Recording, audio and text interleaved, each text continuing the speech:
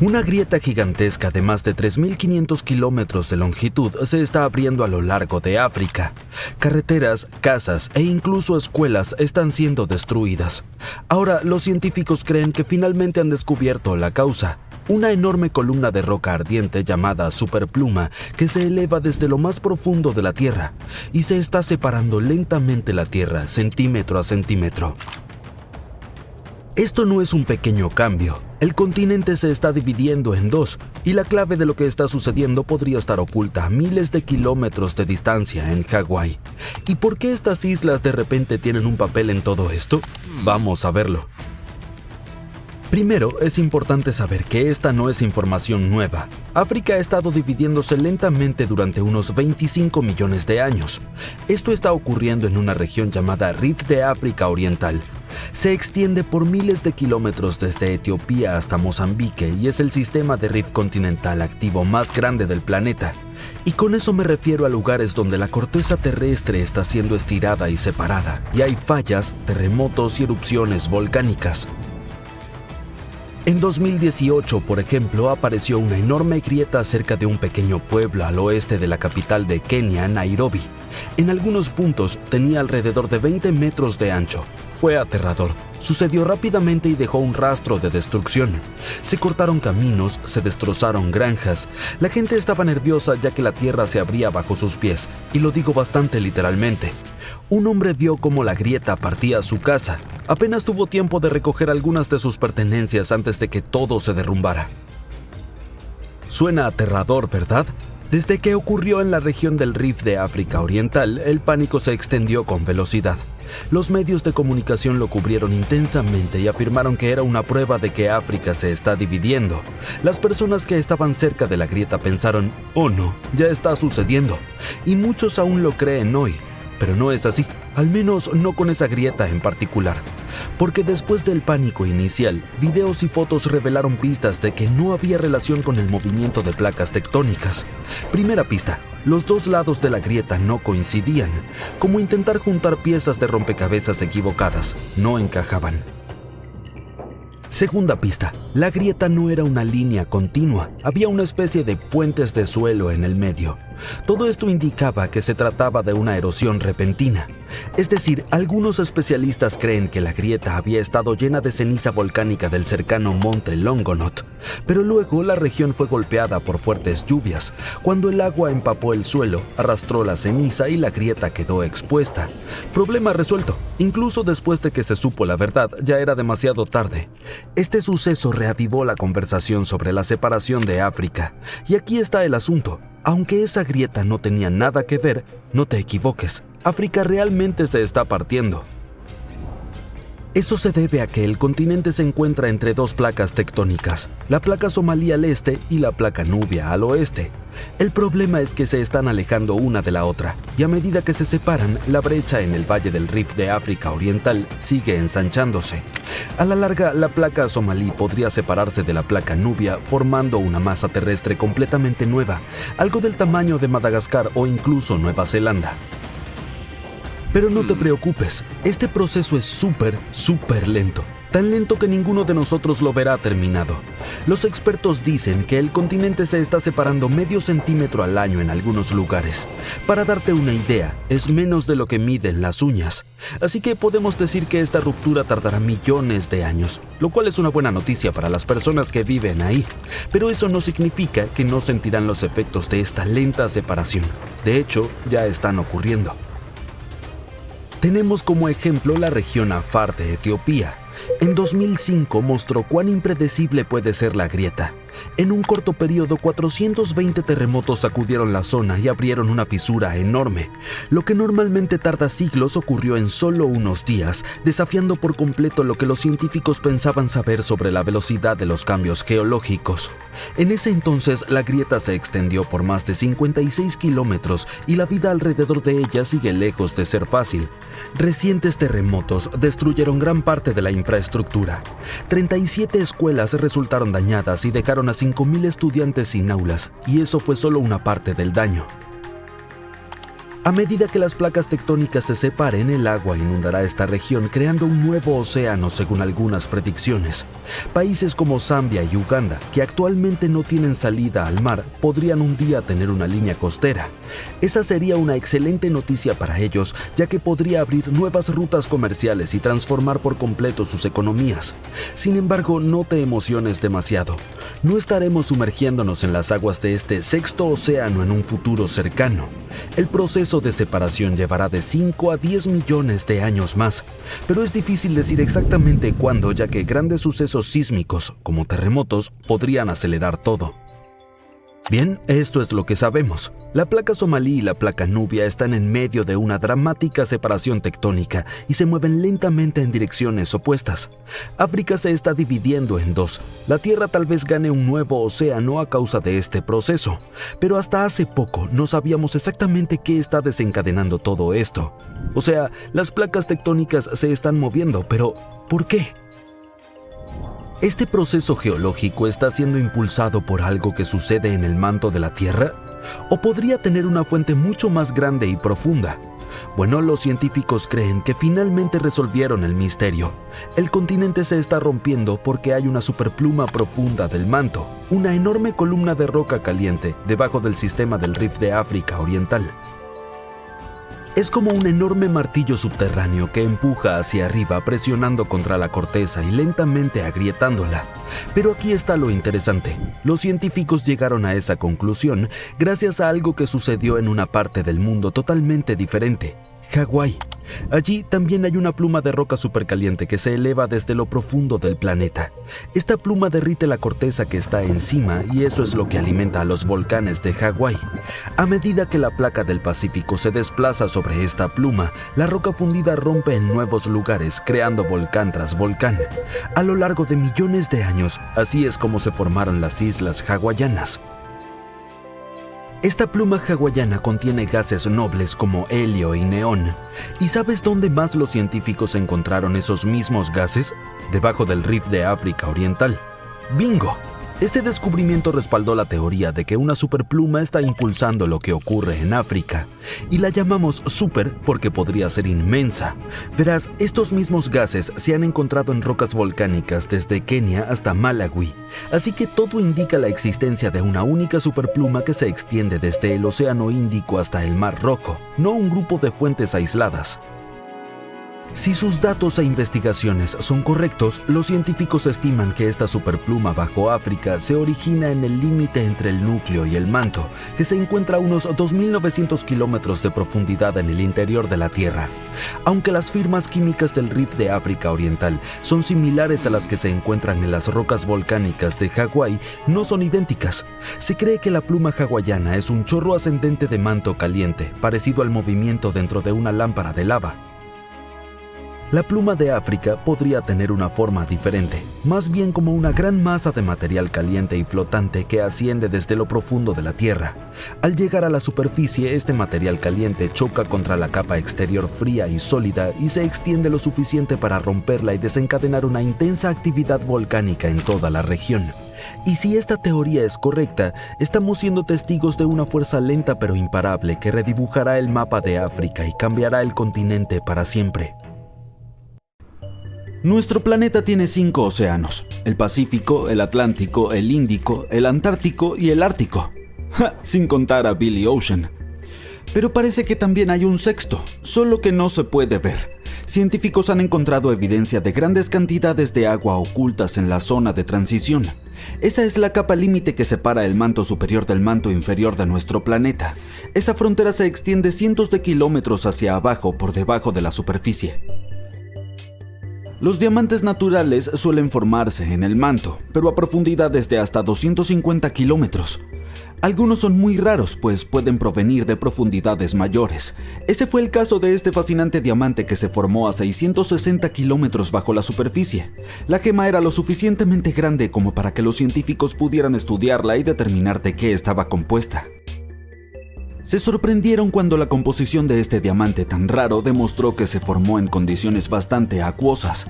Debido a eso, tal gema no tendría mucho valor en las joyerías, pero era invaluable en el laboratorio.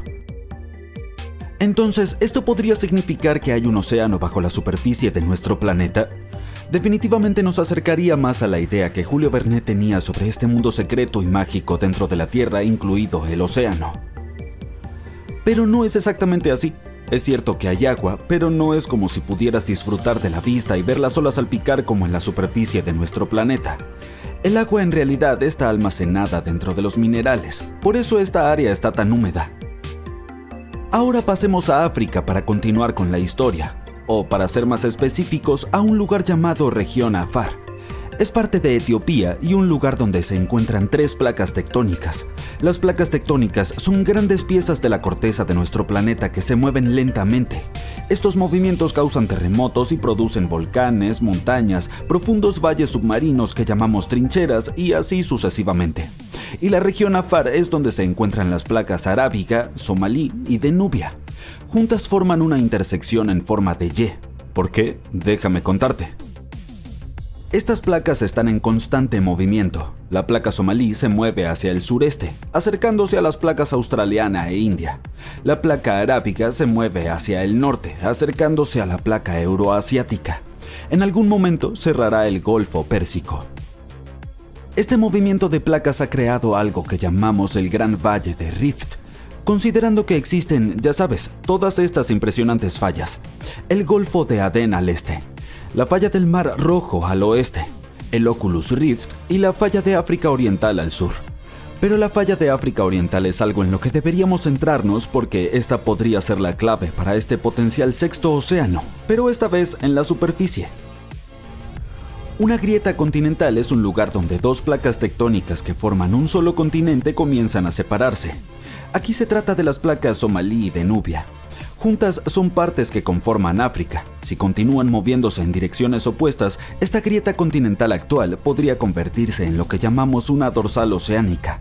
En otras palabras, cuando las placas estén lo suficientemente alejadas una de la otra, habrá una enorme grieta entre ellas.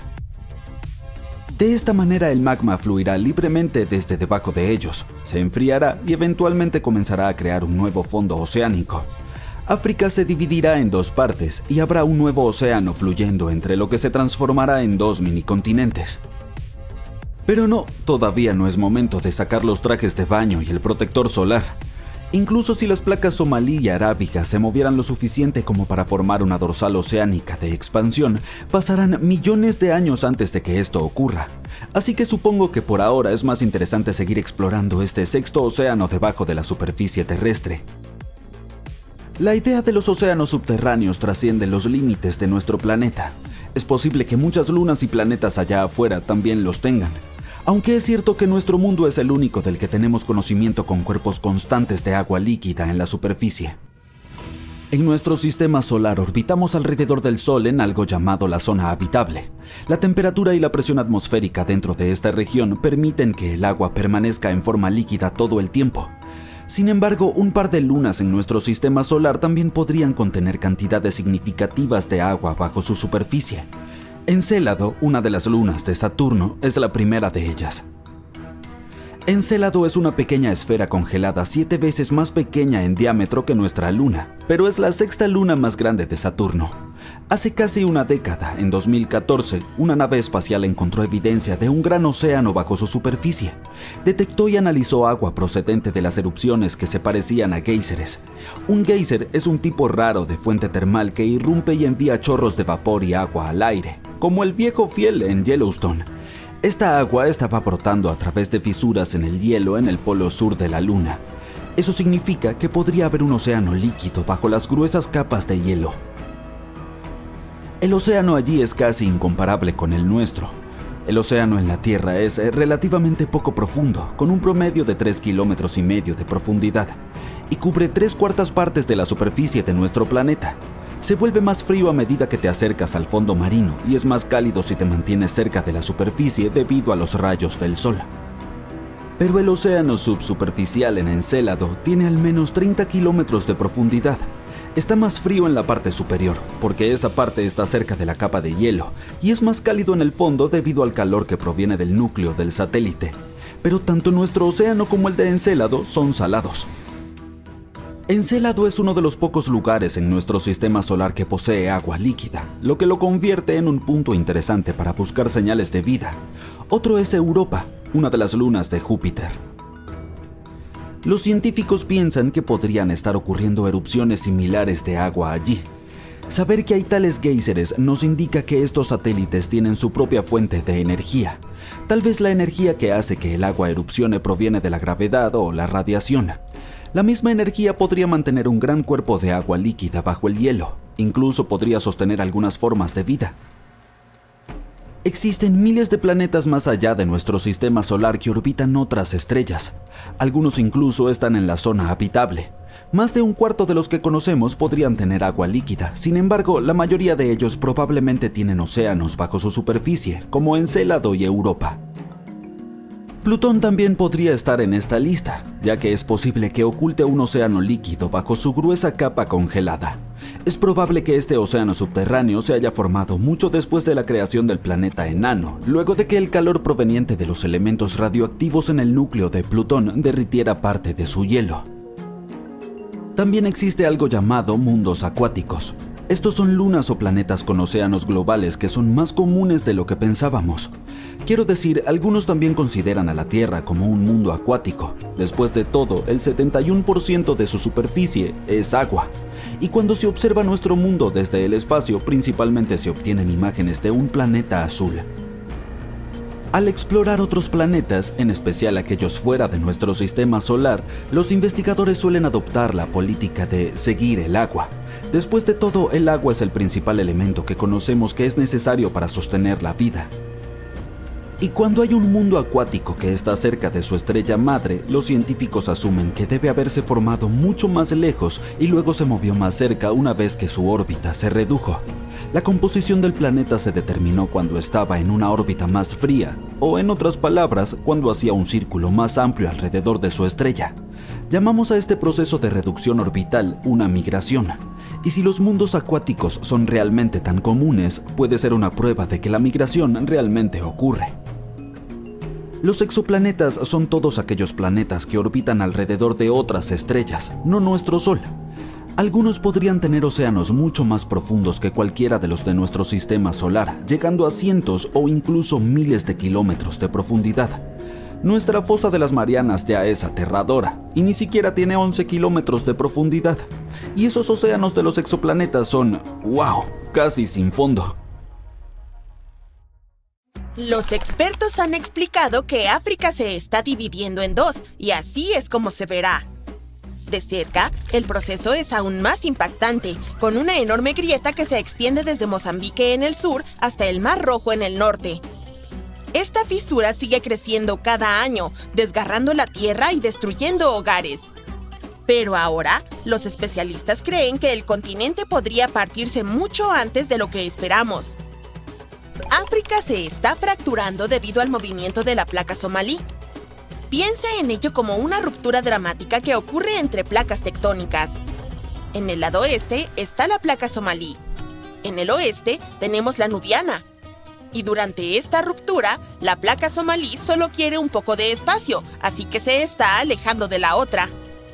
Este movimiento está formando el Valle del Rift de África Oriental, una región donde las placas tectónicas se están separando, el magma sigue ascendiendo desde las profundidades y están naciendo un montón de volcanes activos.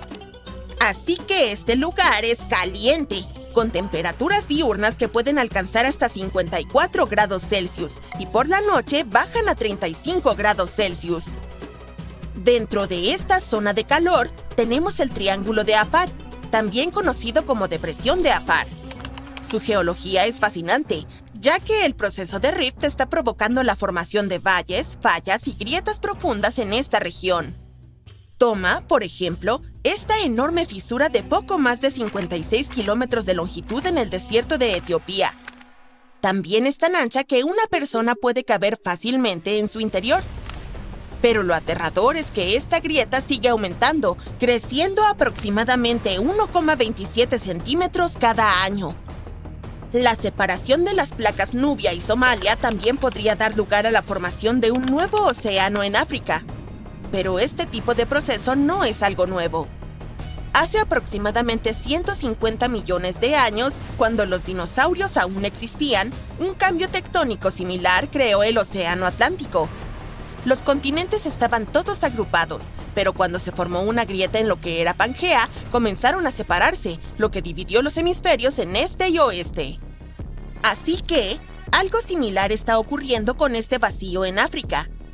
En algún momento, los expertos dicen que las aguas del Océano Índico podrían inundar el Valle del Rift de África Oriental, lo que eventualmente creará un sexto océano. Es una lástima que no puedas nadar en sus aguas durante tu vida. Según el geofísico Ken McDonald, que se especializa en fallas tectónicas, esta dramática ruptura podría ocurrir en aproximadamente 1 a 5 millones de años. Créeme, eso se considera rápido en términos geológicos y mucho antes de lo que la mayoría de los expertos pensaba. Aunque no llegarás a ver cómo África se divide, la gente allí aún verá y sentirá las señales. Podrían experimentar intensas erupciones volcánicas y fuertes terremotos mientras este proceso se desarrolla lentamente. Un ejemplo está relacionado con esa aterradora grieta en el desierto de Etiopía que mencionamos anteriormente. La fisura se creó en 2005, después de que la zona fuera impactada por 2 erupciones volcánicas y 163 terremotos, cada uno con una magnitud mayor a 3,9. Una grieta tan profunda y larga en la Tierra generalmente toma siglos en formarse, pero en este caso se desarrolló en tan solo unos días.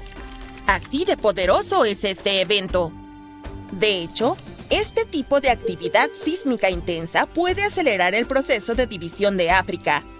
Y por esa razón, es tan difícil predecir un marco de tiempo exacto para este evento. Lo que sabemos es que la gente ya está llamando a esta nueva tierra el continente nubio. Si las predicciones son correctas, incluirá Somalia, Kenia, Tanzania y partes de Etiopía. Eso es emocionante y preocupante al mismo tiempo. A medida que surjan nuevas costas, los países deberán realizar importantes ajustes en cuanto a infraestructura y gestión de tierras.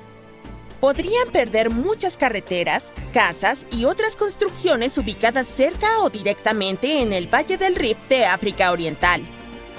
En Kenia, por ejemplo, las fisuras destrozaron una carretera concurrida y las autoridades intentaron desesperadamente llenar la brecha con rocas y cemento.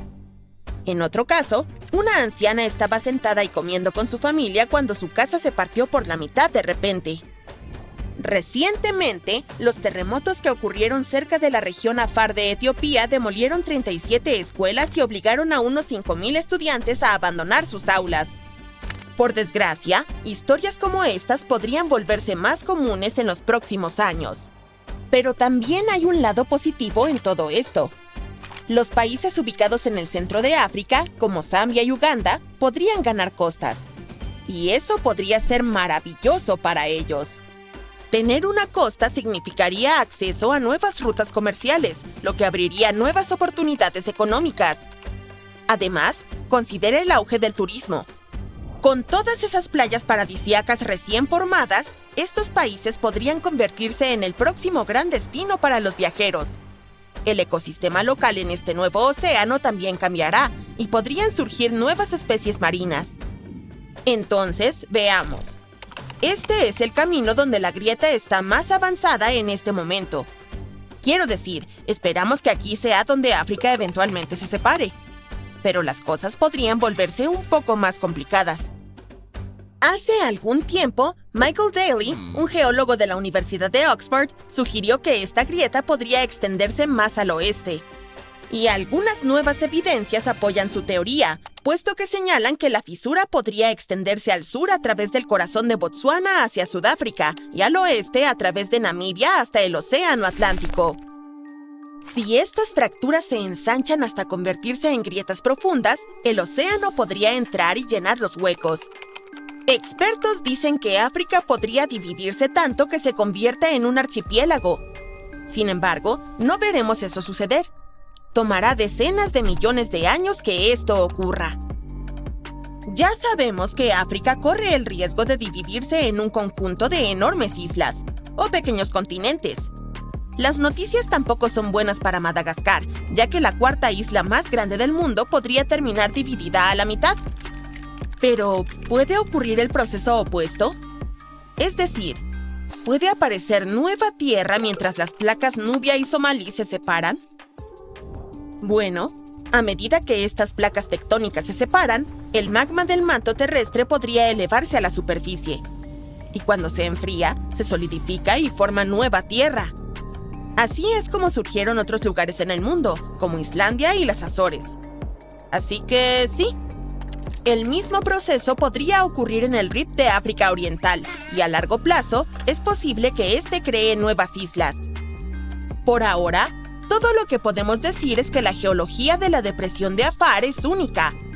Es el sistema de Rift más activo en nuestro planeta. Y cuando digo sistema de Rift, me refiero a una zona donde las placas tectónicas se están separando.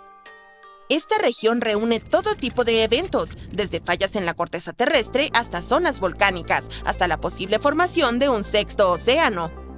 Para los expertos, es como estudiar de cerca la evolución de los rifts. Y dado que es una zona volcánica tan activa, también tiene un enorme potencial para aprovechar la energía geotérmica, es decir, utilizar el calor del interior de la Tierra para generar electricidad. 2 plantas de energía geotérmica ya están produciendo energía en Etiopía. Una en el Valle del Rift etíope y la otra en Afar. Ahora, los geólogos están explorando nuevos lugares potenciales. Cuando observamos esa honda grieta en el suelo, sabemos que está causada por el movimiento de las placas tectónicas. Allí no hay misterio. Pero lo que aún no entendemos completamente es por qué las grietas aparecen exactamente donde lo hacen. Por ejemplo, una grieta que se abrió en Botsuana apareció después de un terremoto de magnitud 6,5 en 2017. Pero el epicentro no estaba en la zona de Rift, donde las placas se están moviendo, como se esperaría. En su lugar, estaba más al sur. Dado que es inusual que ocurra un rift sin actividad volcánica, este hecho realmente desafía nuestras ideas tradicionales de cómo se dividen los continentes. Descubrir por qué estas grietas aparecen en lugares específicos sigue siendo una pieza faltante del rompecabezas para los expertos que intentan explicar cómo se está dividiendo África. Con suerte, obtendremos algunas respuestas antes de que el continente se convierta en un enorme archipiélago. Te miras en el espejo. Llevas puesta la chaqueta beige. El cincel está en la maleta y has reservado un vuelo nocturno a Arabia Saudita. Sabes lo que esto significa, ¿verdad? Por desgracia, no te han contratado para la continuación de Duna, pero estás listo para ir a explorar las zonas desérticas más grandes del mundo con la esperanza de descubrir secretos prehistóricos sobre nuestros antepasados. Aclaremos algo. Si alguna vez pensaste que los desiertos eran espacios vacíos, estabas en un error. Puede que estén llenos de arena hasta donde alcanza la vista, pero también encierran mucha historia. Porque antes de que los humanos nos estableciéramos en ciudades y pueblos, éramos nómadas y viajábamos por todo el mundo buscando comida, agua y refugio.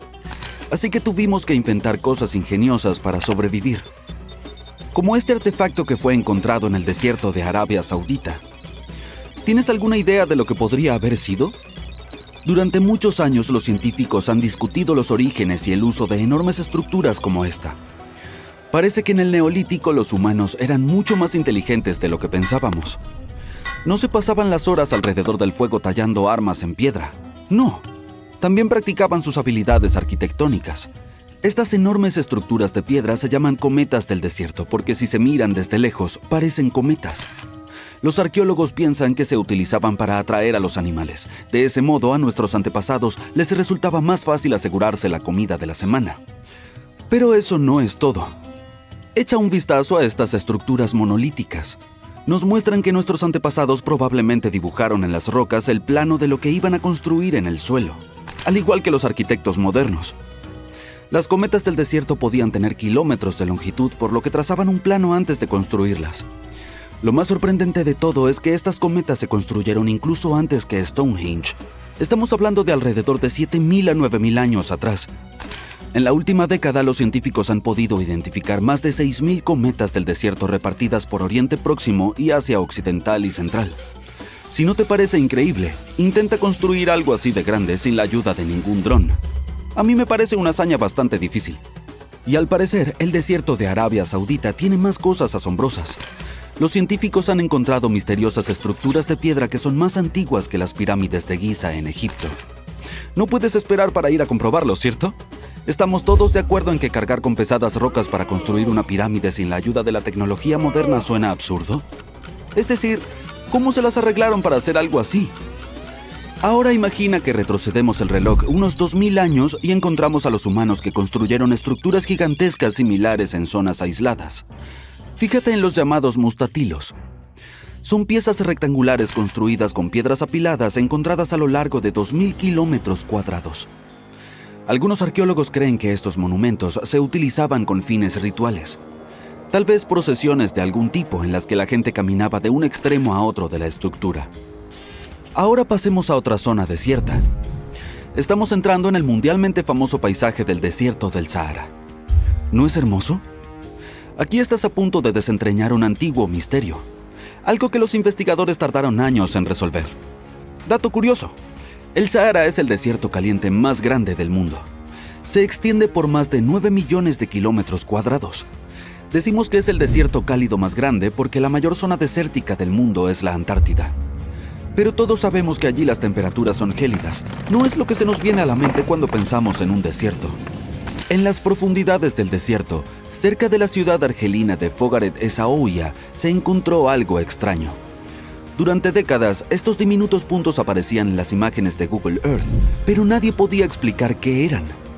Algunos científicos estaban seguros de que estos círculos eran el resultado de la actividad petrolera en la región. Otros conjeturaban que eran antiguos pozos de agua. Hay docenas de ellos que se extienden kilómetros y kilómetros en línea recta. Lo extraño es que siempre están lejos de cualquier pueblo, carretera o actividad humana en general. Entonces, ¿cuál era o es su propósito? Si tuvieras que adivinar, ¿qué dirías? ¿Recuerdas que hablamos de cómo nuestros antepasados tenían que ser creativos para sobrevivir en el desierto? Intentemos ponernos en su lugar por un momento. Imagina que eres un cazador-recolector nómada que vive en una zona desértica. Te pasas el día tomando el sol intentando contar todos los granos de arena que te rodean, pero también necesitas comer y beber agua.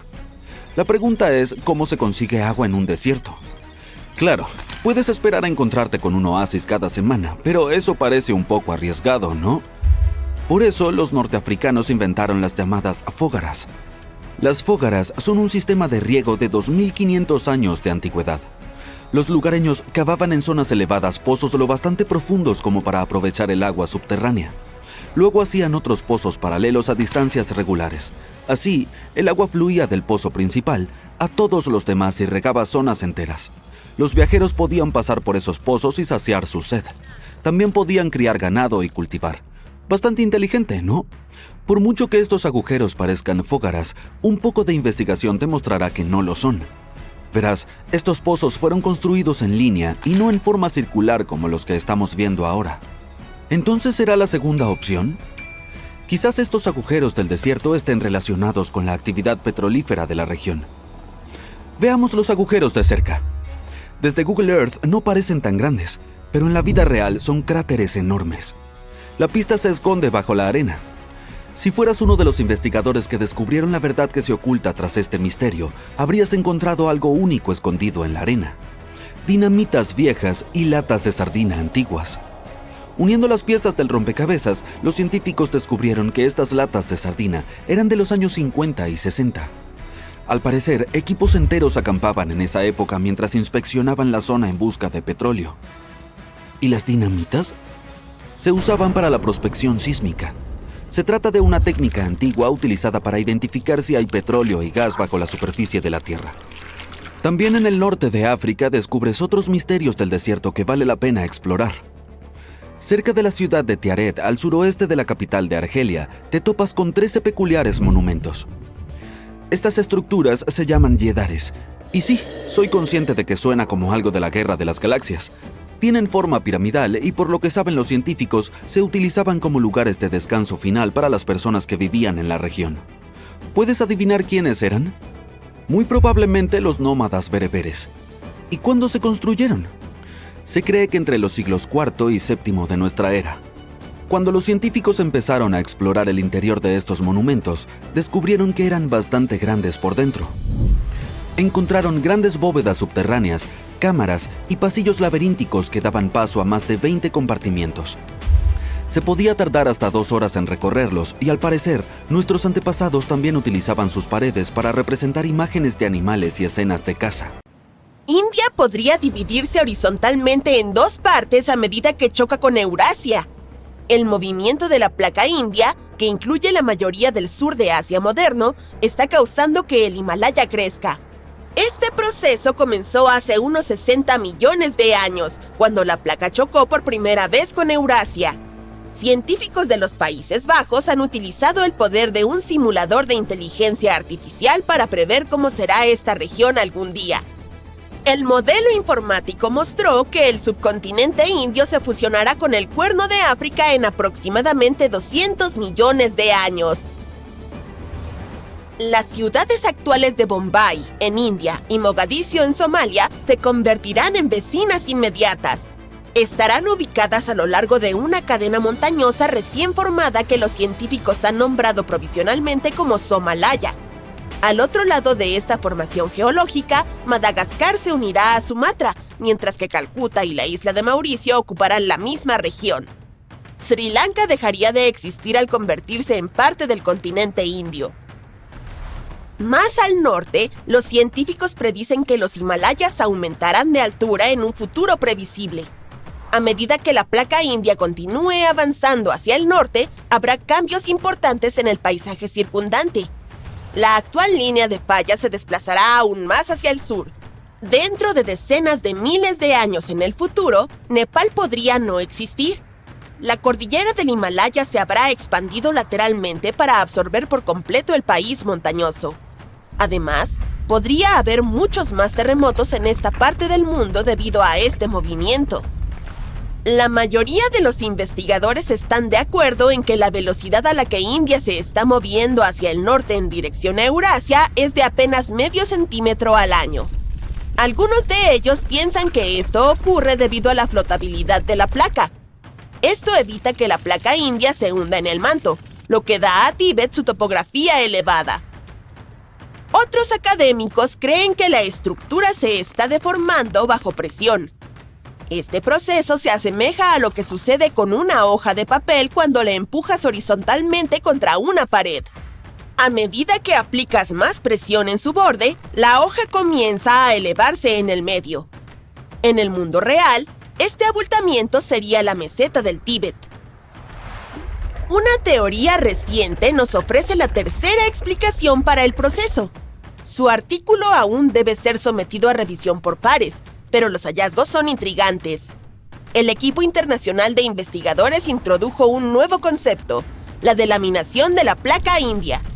Este término simplemente significa la separación de las capas de un material que se supone debe estar unido. Piensa en un sándwich que tiene queso y jamón entre 2 panes. Si sacas una de esas capas, obtienes delaminación. En términos geológicos, este proceso implica que la parte superior de la placa se desprende y se mueve hacia arriba. En el caso de la placa india, esta es la sección que soporta la elevación del Tíbet. La sección inferior es más densa, lo que la hace hundirse en el manto. De esta manera, la tectónica de placas es similar a un pastel en capas. Los chefs colocan la capa más esponjosa y densa en la parte inferior para que la parte superior más pesada no la aplaste. Científicos desarrollaron su tesis al analizar los gases de helio en muestras de agua de los manantiales calientes de la región. El helio 3 es un isótopo raro que demuestra que el manto está cerca de la superficie de la Tierra. Investigadores midieron las proporciones del isótopo de helio en 200 manantiales tibetanos. El patrón que observaron muestra cuán cercano está el manto a la superficie del norte de Tíbet. Más al sur, encontraron mucho helio 4, otro isótopo, lo que significa que la placa está intacta. Forma una barrera que el helio 3 no puede penetrar, excepto en una región cerca de Bután en la parte oriental del Himalaya. La actividad sísmica en la región es una buena prueba de que la delaminación, esa teoría del sándwich, es completamente real aquí. Y nos muestra que el manto está invadiendo desde el lado este de la meseta. Este concepto cuestiona las viejas ideas establecidas sobre el comportamiento de las placas tectónicas. Los científicos detrás del estudio sospechan que la forma única de la placa india contribuye al proceso de delaminación. Es más gruesa en su punto más al norte y más delgada en los lados. Si todo esto es cierto, significaría que las colisiones continentales tienen una naturaleza más dinámica y compleja de lo que los geólogos creían anteriormente. Los científicos aún no tienen suficientes pruebas sólidas para confirmar la validez de la nueva teoría, solo indicios. Actualmente, perforar a profundidades de más de 96 kilómetros es mecánicamente imposible. Pero tales excavaciones son necesarias para estar completamente seguros de que el proceso de delaminación está ocurriendo. Con la tecnología adecuada podríamos entender mejor los riesgos asociados con los terremotos en la región de Asia-Pacífico. Este es el hogar del famoso Anillo de Fuego, donde se encuentran localizados el 75% de los volcanes de la Tierra. Aquí ocurren 9 de cada 10 de todos los terremotos. La placa tectónica India-Australia-Capricornio bajo el Océano Índico también es importante para resolver los misterios tectónicos de la Tierra. El término que usan los geofísicos para tales ubicaciones es límite de la placa naciente. Estos son los lugares donde las placas tectónicas comienzan a separarse o a presionarse entre sí. Representan la etapa inicial de un límite de placa en pleno desarrollo. Tal transformación geológica se desarrolla a un ritmo de apenas el 5% de 1 pulgada por año. Eso es aproximadamente tan largo como el ancho de un espagueti. No debería preocuparnos demasiado desde la perspectiva de hoy. La placa India-Australia-Capricornio está destinada a dividirse a la mitad a lo largo de decenas de millones de años. Científicos de Francia estudiaron registros de 2 terremotos que ocurrieron en 2012 y concluyeron que debe haber un límite naciente allí. Los terremotos normalmente ocurren en lugares donde se encuentran 2 o más placas tectónicas, pero los temblores en el Océano Índico se produjeron en medio de la placa. Los científicos utilizaron escaneo sonoro para mapear el fondo del mar y ver qué estaba pasando realmente allí.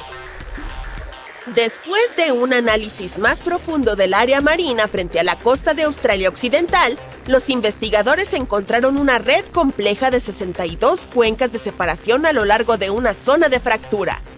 Los datos científicos respaldaron la idea de que la placa tectónica se está separando lentamente, pero con seguridad. Es una prueba más de que la capa exterior de nuestro planeta es dinámica, no estática. En algunos casos, no necesitas ser un científico para notar estas poderosas fuerzas subterráneas. Enormes grietas aparecieron casi de la noche a la mañana debido a fuertes lluvias en una región rural de Kenia con alta actividad sísmica. Primero, en 2018, y luego, nuevamente en 2023. La población local nombró a la más grande de ellas el Gran Keniano. Estos eventos no fueron incidentes aislados, sino señales del sistema del Rift de África Oriental, parte del Gran Valle del Rift. Este enorme fenómeno geológico, que se extiende desde Jordania hasta Mozambique, nos muestra la división gradual del continente africano en 2 subcontinentes. Puedes encontrar valles de rift en todo el mundo como prueba de cómo los movimientos de las placas tectónicas están cambiando el planeta. El Rift de África Oriental muestra la dinámica subyacente de las placas Nubia y Somalí. La de Nubia sostiene la mayor parte de África, y la placa somalí más pequeña acuna el cuerno de África. Las dos están alejándose gradualmente una de la otra, lo que provoca la formación de grietas dentro del Valle del Rift. Este verano ha estado subiendo la temperatura como nunca. Nos sentimos como malvaviscos asados en una parrilla ardiente. Sí, el mundo se está calentando, pero algunas regiones siempre han luchado con las altas temperaturas. Resulta que los seres humanos también tenían algunas invenciones para mantenerse frescos en la antigüedad. Algunas de ellas aún funcionan, incluso 3000 años después. Vamos a ver cómo la gente se protegió del calor a lo largo de la historia. Pon un cubito de hielo en tu bebida fría y prepárate para escuchar cómo hemos sobrevivido al calor. Hablando de cubitos de hielo, ¿Sabías que los persas crearon un sistema de almacenamiento de hielo? En los desiertos de la antigua Persia, la gente tuvo una idea fuera de lo común para evitar que sus alimentos se convirtieran en un desastre derretido. Estos ingeniosos persas descubrieron un truco físico que les permitía crear hielo en medio del desierto. Llamaron a estas frescas estructuras yakchals, que básicamente significa pozos de hielo. Estos pozos de hielo no eran refrigeradores comunes, eran como neveras subterráneas secretas. Parecían estructuras de ladrillos de barro con forma de cúpula en el exterior, pero en el interior era un mundo completamente diferente. Estos pozos de hielo tenían un sistema de enfriamiento por evaporación que funcionaba como magia. Por la noche, cuando el desierto se enfriaba, los persas aprovechaban el efecto de enfriamiento radiativo. Establecían trincheras inteligentemente diseñadas que contenían finas capas de agua. El agua se congelaba y desafiaba al calor del desierto. Luego había áreas de almacenamiento subterráneas cuadradas. Los persas recolectaban el agua de hielo derretida de estas trincheras frescas y, durante la noche, la congelaban nuevamente, aprovechando al máximo el frío natural del desierto. Para aumentar el efecto de enfriamiento, construyeron una pared para proteger las áreas de almacenamiento del caliente sol del mediodía. Y eso no era todo. Tenían un fantástico captador de viento llamado Batyr, que atrapaba la brisa y la dirigía directamente a las fosas de hielo. Aire fresco más brisa helada. Una combinación ganadora. Incluso tenían complejos canales de agua llamados qanats para llevar agua a los pozos de hielo y a las casas desde las montañas cercanas. Con el paso del tiempo, estos yakchals se desvanecieron en la historia y la tecnología moderna tomó el control. Pero oye, también hay buenas noticias. Algunas personas increíbles de Irán están restaurando estos antiguos refrigeradores. Así que, si alguna vez te encuentras en el desierto, no olvides hacer una visita a estos maravillosos lugares y presenciar el genio de los antiguos persas en vivo y en directo. Ahora quiero concentrarme más en los captadores de viento, porque no solo ayudan a hacer cubitos de hielo, también funcionan como un sistema de enfriamiento. En el pasado, esas maravillas arquitectónicas eran todo un furor en lugares como Persia, el actual Irán, Egipto y Medio Oriente. Eran estructuras parecidas a torres con aberturas en varios niveles estratégicamente colocadas para aprovechar el poder de la brisa natural. Estas aberturas eran como portales mágicos para el viento.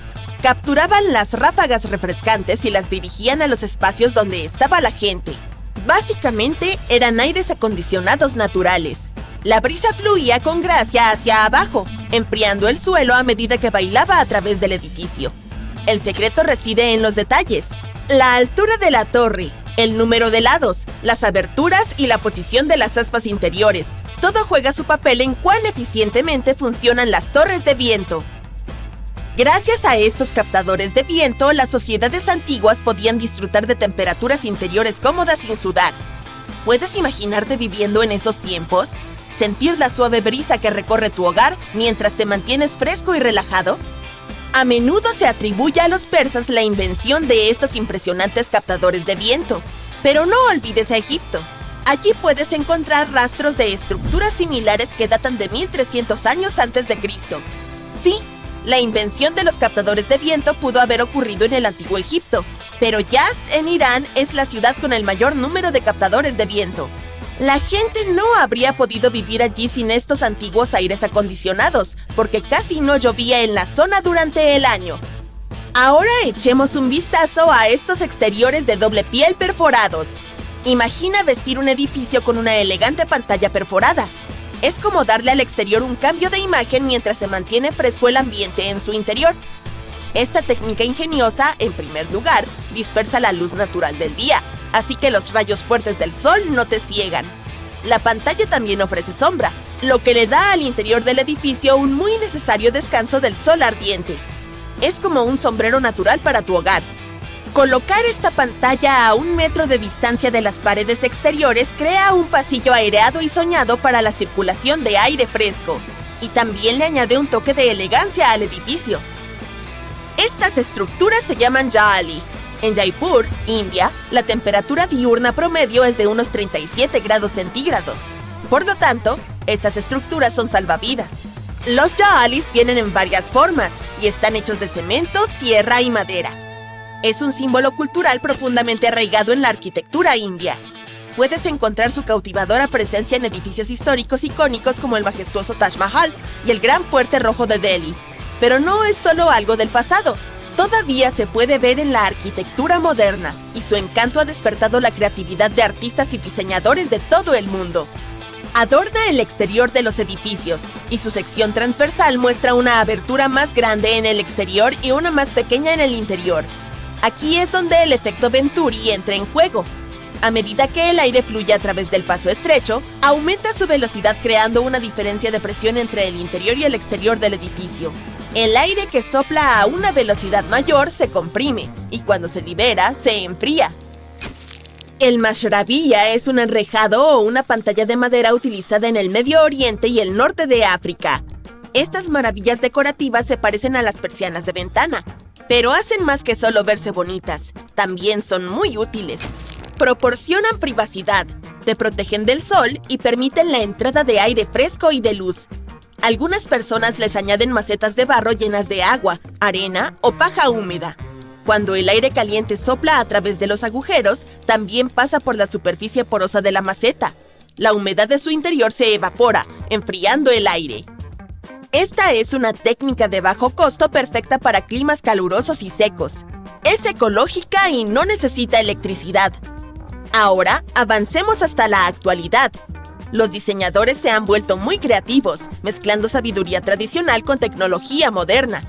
En las Torres Al Bahar de Abu Dhabi tienen más de 2000 paneles hexagonales que bailan con el movimiento del sol, proporcionando sombra en el interior del edificio. La evaporación del agua era otra arma secreta para la gente de antes, simple pero muy eficaz. Además, los antiguos egipcios colgaban esteras y cortinas mojadas en las entradas. Cuando el aire pasaba a través de ellas, se enfriaban y proporcionaban un alivio del sol abrasador. Los antiguos arquitectos eran maestros a la hora de maximizar el flujo de aire. Sabían cómo ventilar de manera cruzada y dejar que el aire caliente escapara mientras invitaban al aire más fresco a sus edificios. Hablando de la antigua Roma, las termas eran el lugar ideal en aquel entonces. Funcionaban como un centro comunitario. La gente se reunía para hablar de política, jugar deportes y, por supuesto, disfrutar de un relajante baño. El frigidarium era el lugar fresco de las termas romanas. Después de un baño de vapor en el caldarium, los romanos se lanzaban a esta gran piscina para refrescarse. En algunos lugares, como Capadocia en Turquía, la gente se escondía bajo tierra para huir del calor. Tallaban acogedoras viviendas en roca volcánica, aprovechando los poderes naturales de enfriamiento de la tierra. Entonces, la conclusión es simple. Los arquitectos y diseñadores pueden crear maravillas combinando las tradiciones locales con la tecnología inteligente.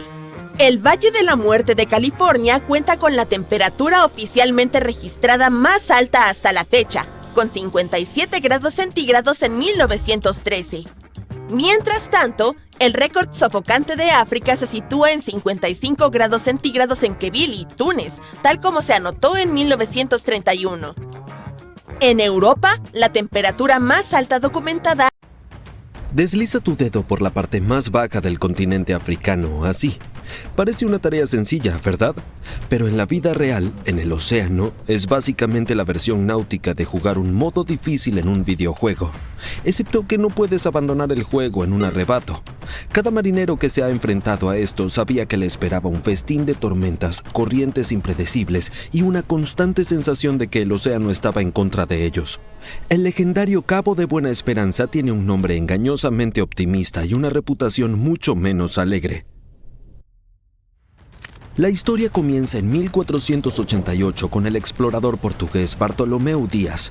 Fue el primer europeo en rodear el extremo de África. Al ver las tormentas aterradoras que sacudían sus barcos, lo nombró el Cabo de las Tormentas. Pero su rey, Juan II de Portugal, decidió cambiarlo a algo más optimista, el Cabo de Buena Esperanza. Quería promoverlo como una ruta esperanzadora para comerciantes y exploradores. Además, el descubrimiento era una buena señal de que los barcos de Europa podían llegar a la India por mar. Pero los marineros que realmente tenían que maniobrar a través de él pronto perdieron todo el optimismo que prometía el nombre. El cabo se ubica donde se encuentran el Océano Atlántico y el Índico de forma violenta y los vientos allí son brutales. No soplan en una sola dirección. Cambian como el peor ajuste de ventilador del mundo. En el invierno del hemisferio sur, los frentes fríos del Atlántico arremeten con tormentas violentas. Agrégale algo de lluvia, niebla, olas enormes o todo lo anterior. Si hubieras sido un marinero en ese entonces, tus posibilidades de supervivencia se hubieran sentido más cercanas a ganar un cofre de oro en alguna lotería del siglo XVI que a atravesarlo en una sola pieza. Y luego están las corrientes. La fría corriente de Benguela del Atlántico choca con la cálida corriente de las agujas del Océano Índico. En lugar de mezclarse suavemente como un batido, generan un caos masivo y producen olas gigantescas que pueden elevarse más alto que un edificio de 10 pisos. Los marineros las describen como muros de agua que simplemente aparecen para arruinar tu día. Con el equipo moderno puedes sobrevivir si las encuentras o mejor aún si las evitas. Pero allá por el 1500, cuando tu tecnología era un barco de madera y una oración, una sola ola gigante podía arruinar por completo tu viaje. Y como si el Cabo de Buena Esperanza no fuera suficiente drama, a unos kilómetros al este está el todavía más peligroso Cabo de las Agujas. Este lugar es el punto más meridional de África, donde oficialmente se encuentran los océanos Atlántico e Índico. Este tiene agujas poco profundas con arrecifes, rocas ocultas y traicioneros bancos de arena que se desplazan. Durante siglos los marineros lo llamaron un cementerio de barcos. Los historiadores han contado cientos de naufragios ahí, incluidas naves cargadas de oro, porcelana y especias que nunca llegaron a Europa. Los restos de los barcos aún yacen bajo esas olas, como una enorme señal de advertencia que dice, ni lo intentes. Si abrimos la perspectiva para mostrar la historia más amplia, las estadísticas son brutales. Entre los siglos XV y XVIII, durante la era de la navegación, tantos barcos se hundieron en la zona que los comerciantes europeos trataban el cabo como un aterrador juego de azar. Podías hacer una fortuna al llevar seda, especias y joyas de Asia, o podías desaparecer en el océano. Por eso los marineros transmitían historias de terror como cuentos alrededor de una fogata, barcos fantasma que rodeaban el cabo, aguas malditas. Y también estaba la famosa leyenda del holandés errante, condenado a navegar alrededor del cabo eternamente. Navegar todo esto antes del GPS, los satélites o los pronósticos del clima en un barco de madera crujiente con una brújula y algunos mapas semirrelativos era casi imposible. Sin puertos cercanos para refugiarse, los marineros estaban completamente solos allí, algo así como jugar al escondite en medio de una tormenta con los ojos vendados. Los historiadores señalan que muchos de estos valientes con frecuencia se desviaban del rumbo o chocaban contra rocas que ni siquiera sabían que existían. Así que eventualmente alguien tuvo una mejor idea. Vamos a cavar un atajo. En 1869 se abrió el Canal de Suez en Egipto, el cual conectaba el Mediterráneo con el Mar Rojo. Los barcos que viajaban entre Europa y Asia ya no tenían que jugar a la lotería tormentosa del Cabo. Usar el canal redujo el viaje desde el mar Arábigo a Londres en unos 8.850 kilómetros. Hoy en día el canal maneja entre 12 y el 15% del comercio mundial. Eso significa que millones de contenedores, petroleros y barcos de carga toman el atajo seguro en lugar de arriesgarse en el denominado Cabo de las Tormentas. Hay otra zona de peligro menos famosa también, el Cabo Correntes en Mozambique. Los marineros portugueses le temían en el siglo XVI y lo llamaban un monstruo devorador de barcos. Su nombre hace referencia a que el agua allí corre con una fuerza descomunal, lo suficientemente fuerte como para desviar barcos de su curso y arrojarlos a la costa. Los historiadores estiman que hasta el 30% de los barcos portugueses que navegaban por la ruta de la India se perdieron en la zona. Así que incluso antes de llegar al Cabo de Buena Esperanza ya podían estar hundiéndose. Y no olvidemos la economía. Navegar alrededor de África no solo era arriesgado, también era costoso. Más días en el mar significaban más comida, más agua y más tripulación agotada. Perder barcos en tormentas costaba millones de dólares en el dinero de hoy. Las compañías de seguro temían cubrir viajes alrededor del cabo porque las probabilidades de tener que pagar un reclamo eran pésimas. Cuando se abrió el canal de Suez, no se trataba solo de ahorrar tiempo, sino de reducir el costo de los desastres. Incluso hoy, con radar moderno, pronósticos meteorológicos y GPS, doblar el cabo no es un paseo en el parque. Por supuesto que no, es agua. De todas formas, los barcos cargueros que intentan evitar tarifas de canal o bloqueos, como el infame atasco de tráfico en 2021, aún enfrentan olas monstruosas y tormentas. La tecnología puede predecir el clima, pero no puede evitar que el océano haga un berrinche. Cada capitán que dobla el cabo hoy en día aún sabe que está pasando por una de las zonas marítimas más peligrosas del mundo.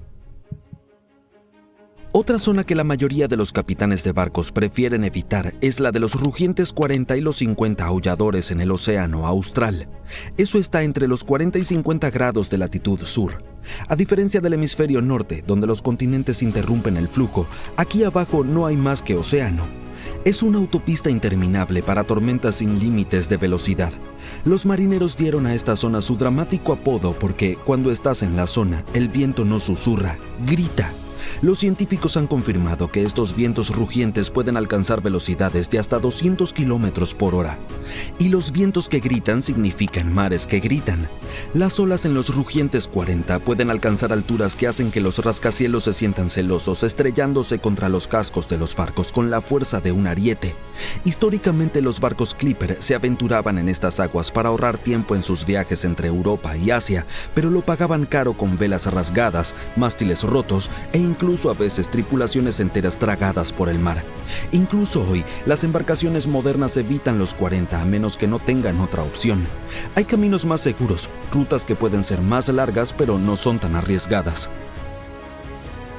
Los 40 y 50 suenan aterradores, pero espera hasta que el océano estreche su garra en el pasaje de Drake. Esta estrecha franja de agua entre el Cabo de Hornos y la Antártida es la arena gladiatoria de los mares. Todo el Océano Pacífico intenta pasar por un hueco de apenas 800 kilómetros de ancho y choca de frente con el Atlántico. Añade las corrientes del Océano Austral, entre las más fuertes del mundo, y tienes una receta para el caos. El Drake no solo lanza olas, arroja paredes de agua de hasta 15 metros de altura. Los barcos aquí no navegan sobre el océano, se aferran a la supervivencia como juguetes arrojados en una lavadora en su ciclo de centrifugado más alto. La razón por la que es tan brutal es pura física. Sin masas terrestres en el océano austral para frenar el viento o la corriente circumpolar antártica recorre el globo. Cuando se abre paso por el estrecho embudo del Drake, acelera como un motor a reacción. Las tormentas llegan sin invitación y los icebergs se deslizan perezosamente hacia las rutas de navegación, listos para hundir un barco en cualquier momento. Incluso los marineros experimentados describen el Drake como impredecible. Está en calma un momento y en caos al siguiente. Los historiadores señalan que antes de la apertura del Canal de Panamá en 1914, todos los barcos que se dirigían del Atlántico al Pacífico tenían que pasar por aquí, y muchos de ellos nunca lo lograron. Hoy en día, los cruceros y los barcos de investigación aún desafían el pasaje para llegar a la Antártida, pero con suficientes bolsas para el mareo como para recordar a los pasajeros que no están en un crucero de placer. Están cruzando uno de los tramos oceánicos más peligrosos del planeta. Los océanos cubren alrededor del 70% de la superficie terrestre y solo hemos explorado entre el 5 y el 20% de ellos. Y ahora, los astrónomos han encontrado más agua. Un enorme depósito que flota en el espacio, cerca de un cuásar que está a más de 12,000 millones de años luz de distancia. Y no estamos hablando de un simple charco. Es una cantidad asombrosa de agua, aproximadamente 140 billones de veces más que toda el agua combinada de los océanos de la Tierra. Está en torno a un agujero negro supermasivo, que es 20,000 millones de veces más grande que nuestro Sol. Este agujero negro está rodeado por un cuásar superbrillante. Emite tanta energía como la que obtendrías si reunieras 1,000 billones de soles. No puedo contar hasta tan alto. Por cierto, dado que la luz tarda en llegar hasta nosotros, estamos viendo este cuásar tal como era cuando el universo aún era joven. Los astrónomos están seguros de que el recién descubierto reservorio de agua es el más lejano y grande que hemos encontrado en el espacio. Matt Bradford, del Laboratorio de Propulsión a Chorro de la NASA, explica que el entorno de este cuásar es tan único que es capaz de crear una cantidad increíble de agua. El equipo de Bradford, junto con otro grupo de astrónomos, ha estado estudiando el cuásar y el agujero negro supermasivo en su centro durante bastante tiempo. Han notado que a medida que el agujero negro atrae la materia circundante, calienta el gas y el polvo cercano. Este proceso ha formado una región llena de moléculas que nunca se habían observado a tal distancia antes. Los cuásares fueron avistados por primera vez hace más de 50 años cuando los telescopios detectaron objetos superbrillantes en el espacio lejano. No son estrellas normales. Brillan desde el centro de galaxias distantes y son tan poderosos que eclipsan a todas las estrellas de su galaxia combinadas. En el corazón de cada cuásar hay un agujero negro gigantesco, que es millones o incluso miles de millones de veces más pesado que el Sol. Cuando el gas y el polvo se arremolinan hacia el agujero negro, se calientan y liberan una cantidad increíble de energía. Esto convierte a los cuásares en uno de los objetos más brillantes y poderosos que hemos visto en el espacio. Observar los cuásares es como mirar hacia atrás en el tiempo. La luz que vemos hoy ha estado viajando durante miles de millones de años. Proporciona a los científicos un vistazo de cómo era el universo en el pasado. Los cuásares pueden ayudarnos a entender cómo se formaron las galaxias, cómo se dispersó la materia y cómo se unieron las primeras estructuras cósmicas. Algunos cuásares emiten enormes chorros de partículas ultrarrápidas. Al extenderse a través del espacio, a veces pueden cambiar regiones enteras del universo. Pero volvamos a esa agua espacial, o mejor dicho, al vapor de agua. Cuando los astrónomos lo descubrieron, estaba flotando alrededor del cuásar, extendido a través de un área enorme de cientos de años luz de ancho. Para comparar, solo un año luz equivale a unos 10 billones de kilómetros. Aunque el gas allí es muy delgado, a diferencia de lo que estamos acostumbrados en la Tierra, es mucho más cálido y denso que el gas encontrado en la mayoría de las galaxias, incluida nuestra propia Vía Láctea. La temperatura de este gas es de alrededor de 50 grados bajo cero, y es unas 300 billones de veces menos denso que la atmósfera de la Tierra. Suena extremo. Incluso en términos espaciales, es extraño. El vapor de agua no es una molécula cualquiera. El simple hecho de que exista cerca del cuásar sugiere que la zona es regularmente bombardeada con radiación. Eso es lo que mantiene al gas más cálido de lo normal. Para aumentar el misterio, los astrónomos también encontraron monóxido de carbono y otras moléculas. En otras palabras, hay abundante materia prima flotando alrededor. En el futuro, este gas podría ayudar al agujero negro supermasivo a crecer aún más, hasta 6 veces su tamaño actual. Pero ese es solo uno de muchos escenarios posibles. Parte del gas podría ser absorbido por el agujero negro, o tal vez forme nuevas estrellas, e incluso puede ser expulsado al espacio. Encontrar vapor de agua en un cuásar tan distante significa que los bloques básicos de construcción del universo han existido durante miles de millones de años. El agua es crucial para la vida tal como la conocemos, por lo que su presencia hace tanto tiempo sugiere que los ingredientes para la vida existían mucho antes de lo que podríamos haber pensado. Pero el agua no solo es importante para la vida. También desempeña un papel clave en la formación de las estrellas y las galaxias. Cuando enormes nubes de gas se enfrían, el agua ayuda a que éstas colapsen, facilitando así el nacimiento de nuevas estrellas. Pero, ¿cómo fue que los investigadores detectaron esta enorme nube de agua? En 2008, el equipo de Bradford comenzó a buscar agua en el espacio con la ayuda de un instrumento especial llamado SeaSpec. Estaba acoplado a un telescopio de 10 metros en Hawái. Para verificar sus hallazgos, usaron otra herramienta poderosa: Karma. Se trata de un conjunto de antenas de radio ubicadas en las montañas del sur de California. Al mismo tiempo, un equipo diferente estaba buscando agua utilizando un telescopio en los Alpes franceses. En 2010, este equipo encontró un pequeño indicio de agua en el lejano cuásar. Fue solo una señal diminuta. Después de eso, el grupo de Bradford detectó más señales. fue toda la evidencia que necesitábamos para concluir que había una enorme cantidad de agua en ese lugar. Ahora bien, nuestra nube flotante de vapor de agua no es el único sitio donde hemos encontrado agua más allá de la Tierra. Los científicos han hecho un gran descubrimiento recientemente. Resulta que hay enormes reservas de agua líquida escondidas en lo profundo del subsuelo de Marte. Así que, en teoría, los futuros astronautas podrían utilizar esta agua para apoyar misiones o incluso hacer de Marte un hogar a largo plazo. Pero, por supuesto, hay un inconveniente.